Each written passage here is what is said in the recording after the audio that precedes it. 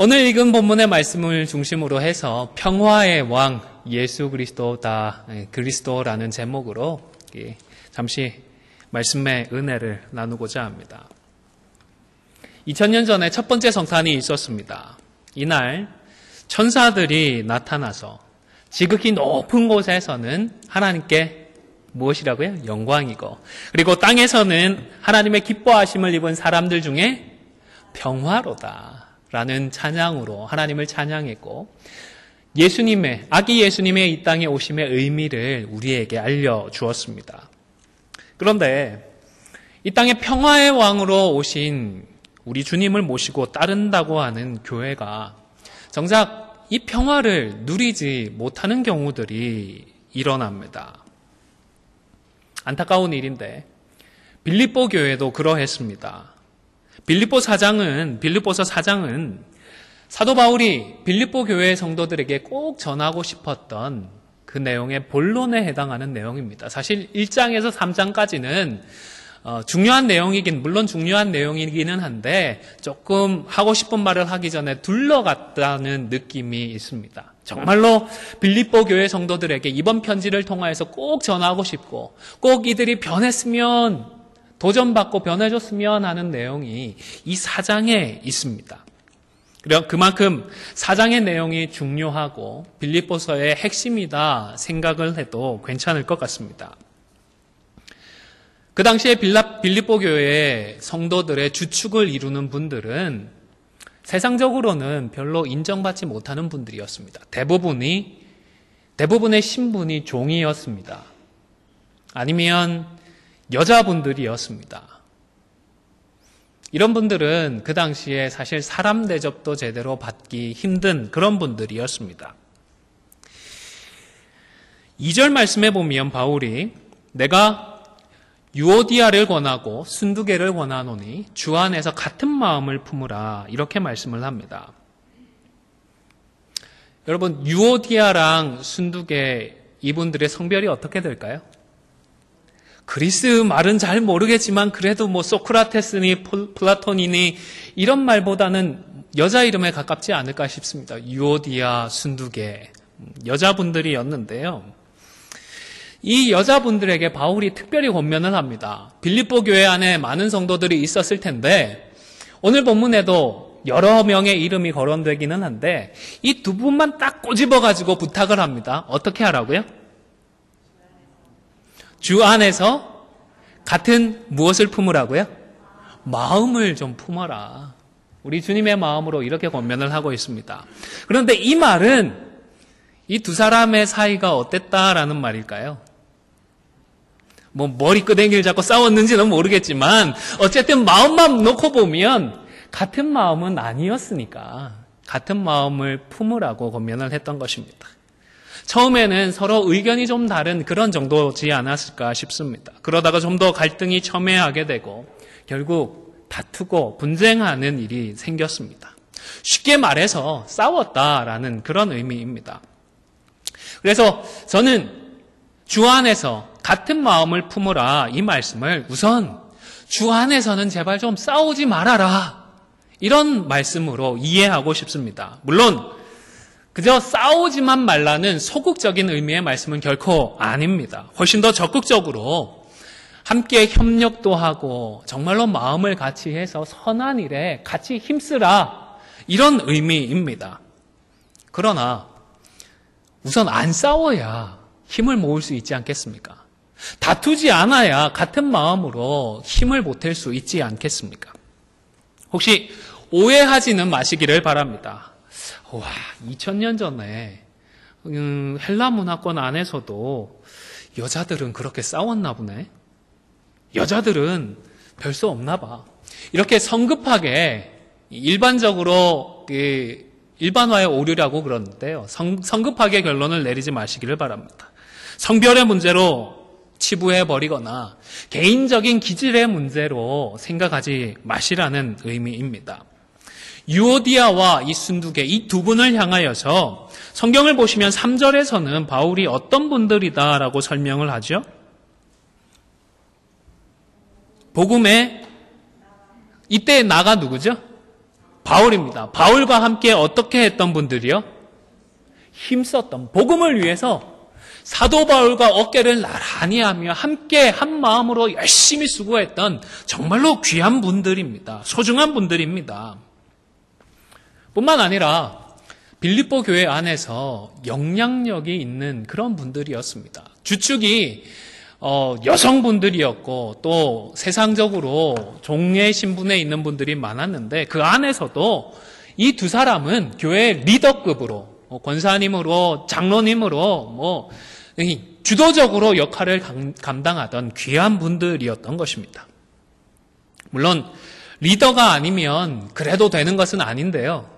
함부로 무시하고 여자라서 그러나 그 사람들이 성격이 이상해서 그러나 함부로 폄하할 만한 그런 분들이 아니라는 말씀입니다.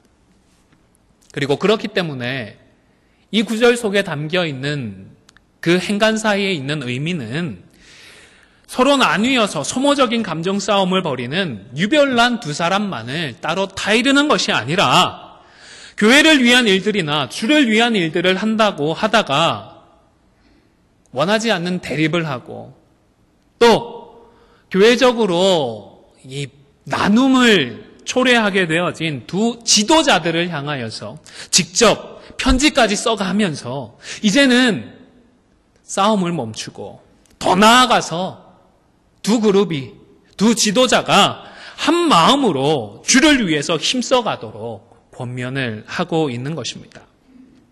그리고 오늘날 교회를 섬기고 주를 위한다고 수고하는 저와 여러분들을 향해서도 동일하게 싸우지는 말고 오히려 같은 마음을 품고 주를 섬기라고 권면을 하는 말씀인 것입니다.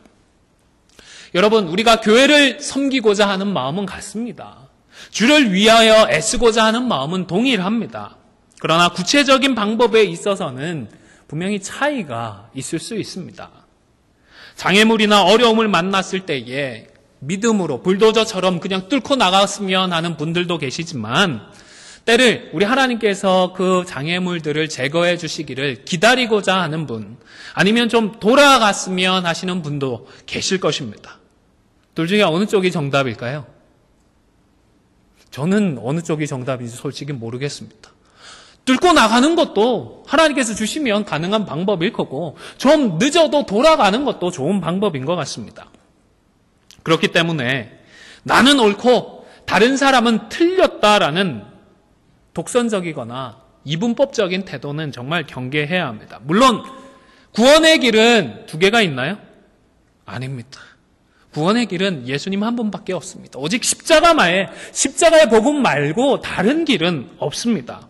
그러나 주님과 교회를 위한 방법에는 나도 옳지만 상대방도 얼마든지 옳을 수 있습니다. 몇 번 언급을 했지만 바울도 고린도전서에서 주를 위해서 결혼을 하는 것은 어떤 것이라고 설명을 했죠? 결혼을 해도 잘하는 것이고 결혼하지 않으면요? 더 잘하는 것이다. 한쪽이 틀렸다고 설명하지 않습니다. 다 잘하는 것인데 좀 더 잘하는 게 있고 조금 덜 잘하는 그런 정도가 있겠다. 그렇게 말씀을 했습니다. 둘 다 옳은 것이고 둘 다 덕이 되는 것입니다. 그래서 저는 개인적으로지만 분명히 나도 틀리지는 않았지만 당신도 옳다라는 생각부터 먼저 해보려고 노력을 합니다. 그래서 다툼의 여지를 줄이고자 하는 것입니다. 여러분 한번 상상입니다. 그러지는 않겠지만 상상인데 상상을 한번 해보시기를 바랍니다. 자녀들이 효도관광을 보내준다고 하면서 공항에 나왔더니 정작 비용 문제로 좀 이런 게 있는 것 같아요. 형이 돼가지고 조금 더 부담하지 이러는 것 같고 동생은. 형 입장에서는 네가 좀 더 많이 버는데 네가 좀 더 부담을 하지. 이런 알력 싸움이 보이는 것 같습니다. 아무리 럭셔리한 여행이 준비되어 있다고 하더라도 그 앞에서 자녀들 사이에 이런 갈등이 보인다 그러면 편하게 여행 다녀오실 부모님이 계실까요? 계실까요? 안 계실 것 같아요. 제 생각에는. 차라리 여행 안 가고 자녀들이 안 싸우고 우애 있게 지내는 거 보는 게 더 좋지 않겠습니까? 우리 하나님의 마음은 어떨까요? 우리가 주님을 위한다고 애를 쓰면서 그 문제로 서로 다투고 갈등을 한다면 우리 주님 과연 기뻐하실까요? 일은 좀 못해도 시간은 좀 걸리고 더디 가더라도 서로 챙기고 서로 아껴가면서 손에 손을 맞잡고 한 걸음 한 걸음 그렇게 수고하는 것을 우리 하나님도 원하시지 않을까요? 사랑하는 성도 여러분, 좀 늦어도 괜찮습니다. 먼저 같은 마음을 품으십시오. 좀 돌아가거나 좀 부족해도 괜찮습니다. 어떤 마음을 품자고요? 같은 마음을 품으십시오. 또 나와 의견이 다르다고 해서 상대방의 생각이 짧다거나 이기적이다, 무식해서 잘못된 주장을 한다, 속단하지 마시기를 바랍니다. 대립의 각이 날카롭다는 것은 상대방이 고집불통이고 구제불능이라서 그런 것이 아니라 양쪽 다 맞기 때문에 그럴 가능성도 얼마든지 있습니다. 다 옳으니까 쉽게 설득도 안 되고 결론도 안 나는 것이지 않습니까? 그럼에도 불구하고 내가 옳으니까 상대가 틀렸다고 속단하거나 단정해버리고 들어보지도 않고 설득부터 하려고 애쓰다가 감정이 상해버리면 그 틈을 사단마귀가 틈탑니다. 마귀가 감정을 틈타서 흔들기 시작해버리면, 그 노름에 우리가 흔들리기 시작해버리면 그때부터는 주님의 뜻을 이룬다거나 교회를 위한다는 명목을 내세우기는 하지만 어떻게든 이기려고 애쓰는 우리의 모습이 나타납니다. 어떻게든 이겨내기 위하여서 잃지 말아야 할 것까지 희생해 가면서 승리하려고 합니다. 그래서 사도 바울은 성도들에게 권면을 합니다. 세상 법정에 어떻게 하라고요? 가지 말라고 권면을 하지 않습니까? 세상에 송사하지 말라고 이야기를 합니다. 잃어야 할 것들, 잃지 말아야 할 것들 구별하지 못하고 정말로 우리가 어떻게든 간직해야 할 진짜의 것들을 잃어버리면서까지 세상 법정에 호소하고 승리하려고 하지 말라고 하는 것입니다. 여러분, 빨리 결론을 내려고 하지 마시고요. 충분히 시간을 가지고 여유 있게 대화를 하고 함께 기도하십시오. 그러면 성령 하나님께서 틀림없이 우리의 마음을 모아주십니다.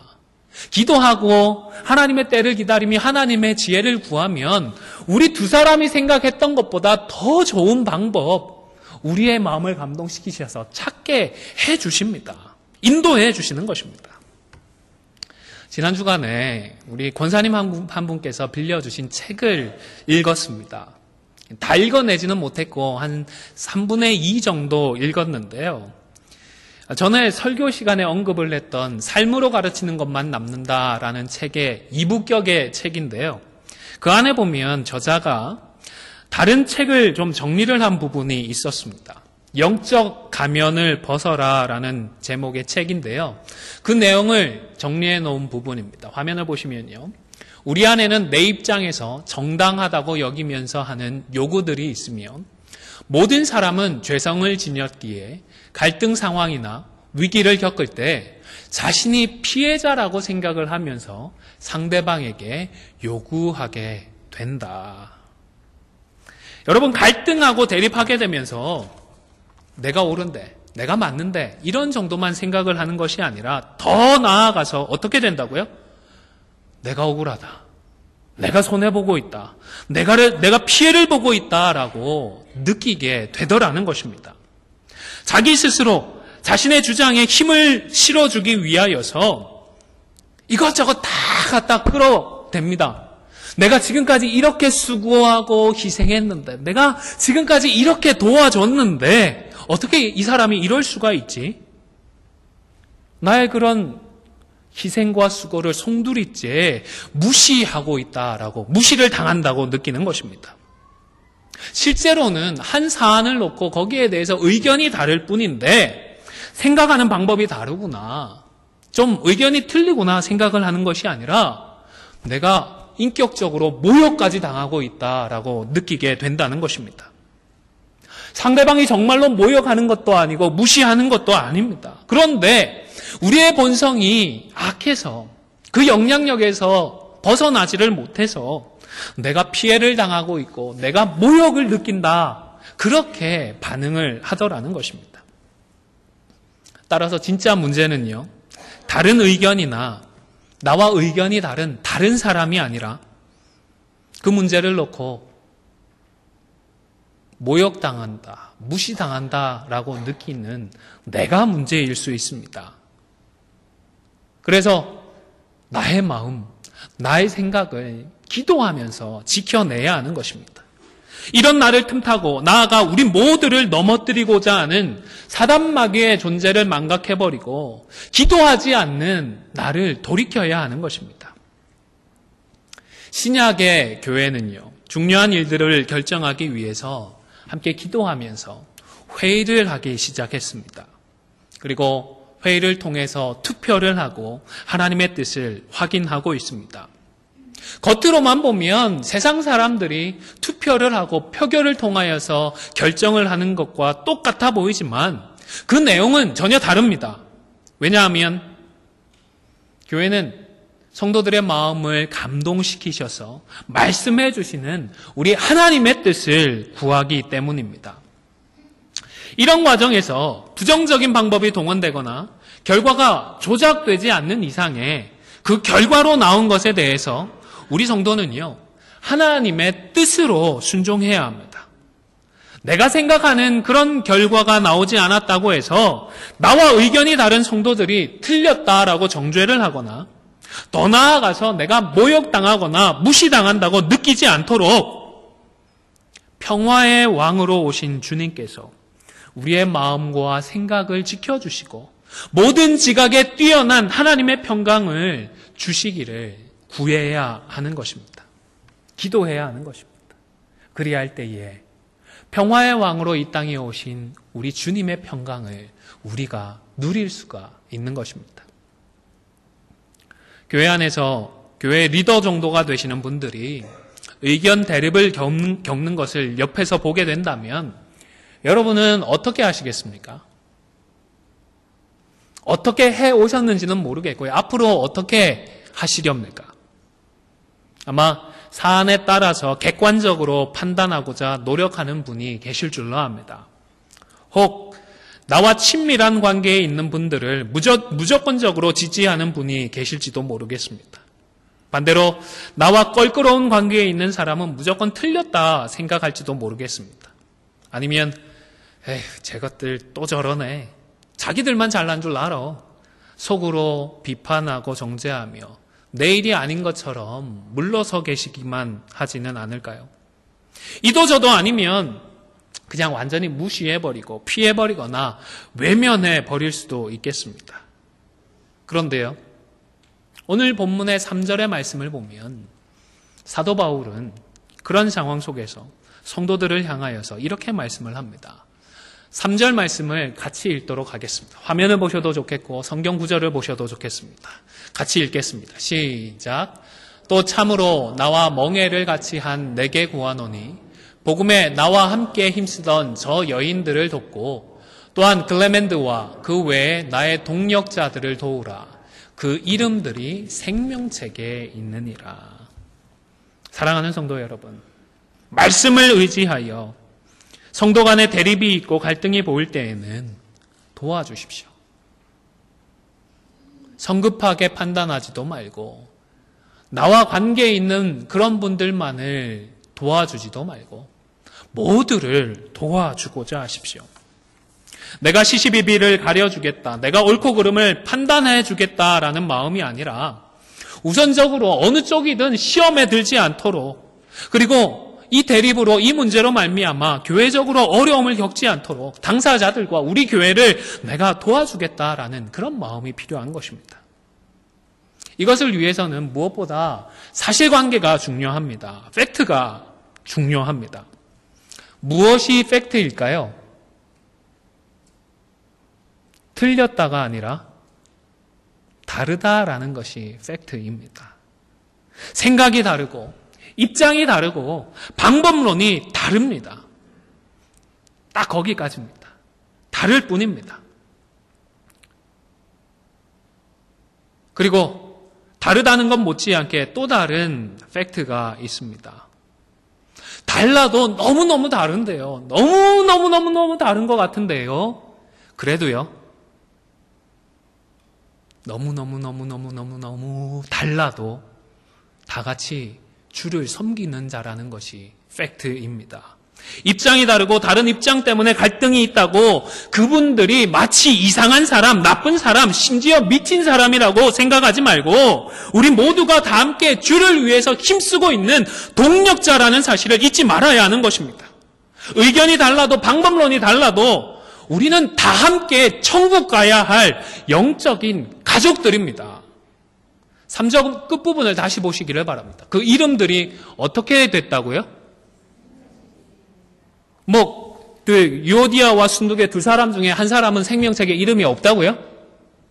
아니에요. 두 사람 다 생명책에 이름이 있는 사람들이고 장차 천국 가면 거기서도 만나서 영원토록 하나님을 기뻐하고 즐거워해야 할 영적인 한 가족입니다, 여러분. 의견이 달라도 충돌이 있어도 갈등이 있어도 지옥 갈 사람이 아니에요. 마귀 새끼가 아닙니다. 동력자이고 가족입니다. 형제이고 자매입니다, 여러분. 욕하고 미워하고 저주해야 할 사람이 아니라 같이 손을 잡고 같이 힘을 내야 할 동력자인 것입니다. 사랑하는 성도 여러분, 하나님께서 나를 사랑하시는 줄로 믿으시죠? 믿으시죠? 그러면 나와 의견이 다른 분은 하나님께서 사랑하실까요? 사랑하지 않으실까요? 아멘. 나와 의견이 달라도 그분도 우리 하나님이 사랑하시는 줄로 믿고 확신 가운데 거할 수 있기를 주님의 이름으로 축원을 드립니다. 한때이지만 사실 저도 이러한 사실들이 마음으로 믿어지지 않아서 참 괴로웠던 적이 있습니다. 여러분, 감정적으로 안 되면 우선 이성적으로, 의지적으로 먼저 믿기로 결단하십시오. 의견이 다른 분들을 우선적으로 좀 배려해 주시고요. 어쩐 일인지 좀 내 성질을 긁고 열을 받게 하는 분들을 위해서는 의지적으로 한 번 더 기도해 주십시오. 같이 천국 가야 할 분들이고 천국에서 다시 만날 우리의 가족들이기 때문입니다. 3절에서 바울이 두 여인들을 도와주라고 부탁을 한 사람이 있습니다.